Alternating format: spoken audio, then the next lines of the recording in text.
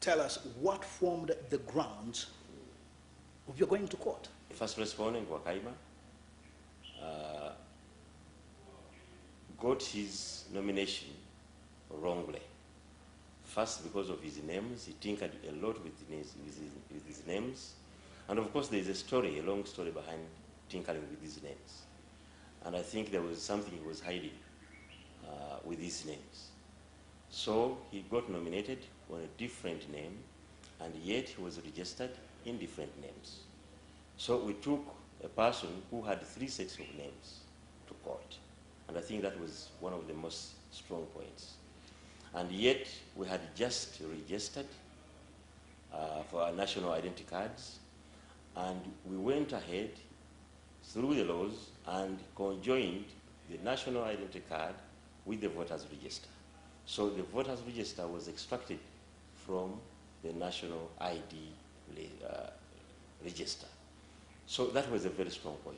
Because we have even done a law to back what we were doing. And we took a lot of money, and it took a lot of time. You have said that there was a long story surrounding with the tinkering of his names. Yes. And that's where Ugandans want to know that story, that hidden story that you found out. Yes. Would you mind sharing that story with us? Because he had problems with education, he wanted to hide so many things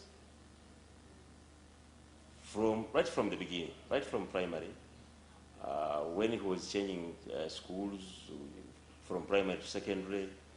He, in his own records, had 2 sets of results for PLE, one in the first grade and another in 3rd grade. So 2 results were entered in the same school. So, but that means he was tinkering with the results. And he had 2 names at that time. So when it came to O level, he had 2 names. And when he went to a school, and we are very sure he never went to that school. I think what he did with the UNEB, because we have a story that he went to UNEB and searched for a name similar to his, the one he claims as his, and he searched for a name and searched for an individual who might have sat in those names, and he zeroed it on in Namagabi.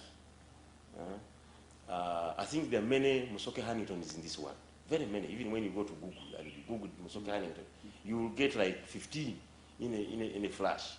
So he got there and he was assigned those results from that individual in that school, because we could prove that when we went to the school, when we sent the investigators, they told us that that school had changed management so many times, and that also the records of the people who sat in that period, all records were eaten up by termites.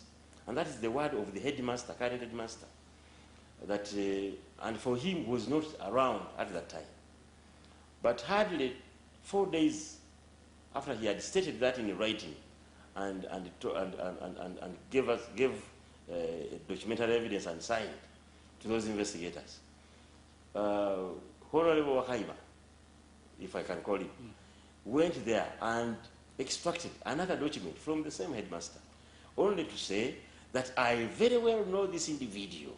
He sat here, and what they did, they even got his current photograph, not of the records, but the current photograph, and put it on a record and said, this is the man I know, this is the man who sat here.